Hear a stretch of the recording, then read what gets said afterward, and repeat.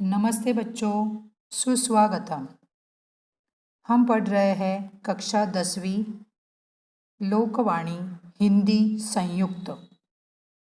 बच्चों, आज हम पढ़ेंगे पहली इकाई की पहली कविता सौंधी सुगंध, जिसके कवि है डॉक्टर कृपाशंकर शर्मा, जिन्हें अचूक नाम से भी पहचाना जाता है। अब हम डॉक्टर कृपाशंकर शर्मा जी का परिचय देखेंगे। उनका जन्म 1949 में उत्तर प्रदेश में हुआ। डॉक्टर कृपाशंकर शर्मा अचूक जी हिंदी साहित्य की विविध विधाओं में लिखते रहे हैं। आपने गीत, गज़ल, कविताएं, दोहे एवं समीक्षाएं लिखी है। उसके साथ साथ ही आपने बाल गीत तथा बाल कहानियों में भी उल्लेखनीय लेखन किया है। उनके 5 गीत संग्रह प्रसिद्ध है।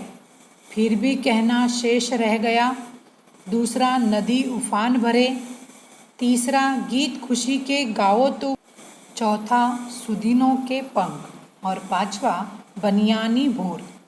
कृपाशंकर शर्मा जी को 300 पुरस्कार प्राप्त हुए हैं। फिलहाल ही उन्हें परिवार मिलन संस्था कोलकाता से सम्मानित किया गया है। सौभाग्य की बात और प्रभु कृपा से जुड़ी हुई बात यह है कि कई संस्थाओं ने उन्हें डिलीट की उपाधि से विभूषित भी किया हुआ है। कि खास बात यह है कि उन्होंने सेवानिवृत्त के बाद पीएचडी प्राप्त की। उनका मानना है कि मनुष्य को वर्तमान में जीना चाहिए, इसलिए नवोदित कवि के लिए कुछ अच्छी बातें वे बताते हैं। नव साहित्यकारों से वे निवेदन करते हैं कि स्वयं का अध्ययन करें, स्वाध्याय करें, चिंतन करें, मनन करें, फिर साहित्य लिखने की कोशिश करें तो अच्छे साहित्य की परिकल्पना वे कर सकते हैं। बच्चों, अब हम कविता की ओर बढ़ेंगे। इस कविता में कवि कृपाशंकर शर्मा जी ने बताया है कि वर्षा ऋतु का आगमन हो चुका है और बादल बरसकर धरती की प्यास बुझा रहे हैं और प्रकृति में नया उत्साह निर्माण हो रहा है। बच्चों, हमें तो पता है कि इस वर्षा ऋतु में वनस्पतियों एवं पेड़ पौधों में निखार सा आ जाता है। पृथ्वी के चारों तरफ हरियाली छा जाती है। ऐसे लगता है जैसे एक नई नवेली दुल्हन सज धज कर श्रृंगार करके सामने खड़ी हो। प्रस्तुत कविता में कवि ने वर्षा ऋतु में होने वाले बदलाव का सुंदर वर्णन किया है। देखते हैं पहली कड़ी।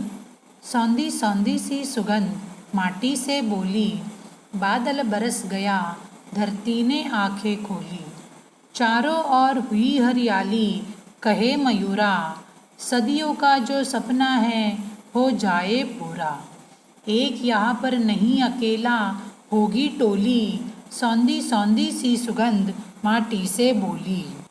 बच्चों, यहाँ कवि कहते हैं कि वर्षा ऋतु की शुरुआत हो गई है।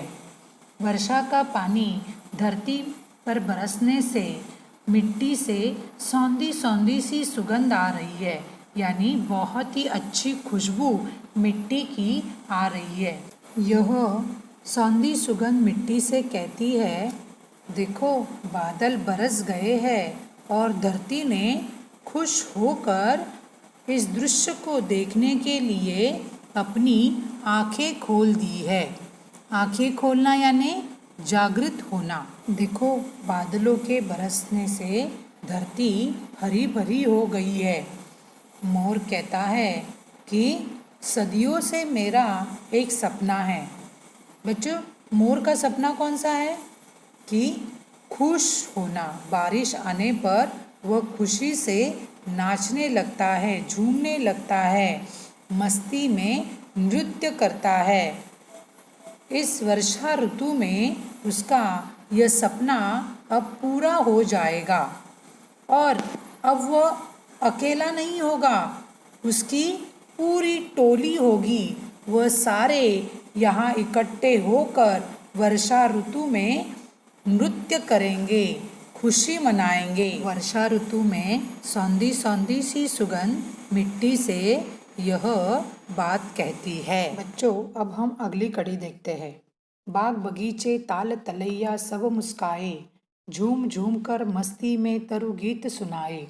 मस्त पवन ने अब खोली है अपनी झोली, सौंधी सौंधी सी सुगंध माटी से बोली। यहाँ कवि कहते हैं कि वर्षा ऋतु में चारों ओर आनंद फैला हुआ है। वर्षा ऋतु की फुहारें चारों तरफ फैलने से बाग बगीचे में फूल खिलने लगे हैं और वृक्ष प्रफुल्लित हो गए हैं। तालाब और छोटी छोटी ताल तलैया पानी से भर भर कर बहती हुई दिखाई दे रही है। बगीचे के जो वृक्ष है वो हवा के झोंकों से मस्ती में झूमते हुए गाते हुए लग रहे हैं। लगता है जैसे कि हवा मस्ती में आकर अपना दिल खोलकर बह रही है। सौंधी सौंधी सी सुगंध मिट्टी से ये सारी बातें कहती है। अगली कड़ी। सागर का जो था मंसूबा सफल हो गया, खुशियों की दुनिया में आकर स्वयं खो गया। धरती ने श्रृंगार किया फिर माथे रोली, सौंधी सौंधी सी सुगंध माटी से बोली।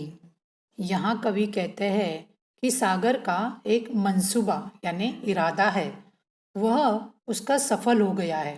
कौन सा मंसूबा? पृथ्वी को जल से सींच कर हरा भरा करने का।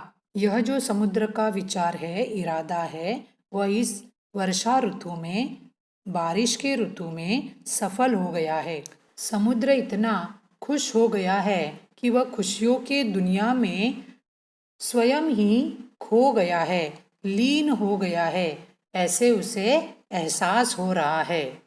इन बरसात के दिनों में ऐसा लगता है कि जैसे धरती ने श्रृंगार करके सज धज कर अपने माथे पर रंग बिरंगी वनस्पतियों को छाया है।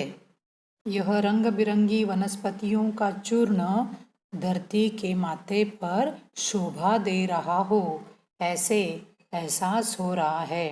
अब अंत की कड़ी। पावस का मधुमास आस विश्वास बढ़ाता, नतमस्तक होकर अचुक पद पुष्प चढ़ाता। सदा सदा से चलती आई हंसी ठिठोली, सौंधी सौंधी सी सुगंध माटी से बोली। कवि कहते हैं वर्षा ऋतु का वसंत काल समस्त प्राणियों में आशा और विश्वास की भावना को बढ़ाता है। ऐसा लगता है कि जैसे वर्षा ऋतु श्रद्धा से सिर झुकाकर पृथ्वी माता के चरणों में वर्षा का जल रूपी पुष्प अर्पित कर रही हो। यह रिवाज युगों युगों से इसी तरह हंसी खुशी चलता आ रहा है। वर्षा ऋतु में सौंधी सौंधी सी सुगंध यह बात कहती है। बच्चों, कविता का भावार्थ तो आपको अच्छी तरह से समझ में आ गया है। अब यह शब्द संसार के शब्द अपनी काफी में लिखिए। उसी प्रकार कुछ संजाल के प्रश्न मैंने यहाँ दिए हुए हैं, वह भी आपको अपने काफी में लिख कर रखने हैं। कविता के स्वाध्याय के प्रश्न भी आपको लिखकर पूर्ण करने हैं। प्रश्न पत्र के पद्य विभाग में अभिव्यक्ति पर जो प्रश्न पूछे जाते हैं उसमें कविता का भावार्थ लिखना आवश्यक होता है। इसलिए बच्चों, इस कविता को अच्छी तरह से समझकर उसका भावार्थ अपनी काफी में लिखिए। धन्यवाद।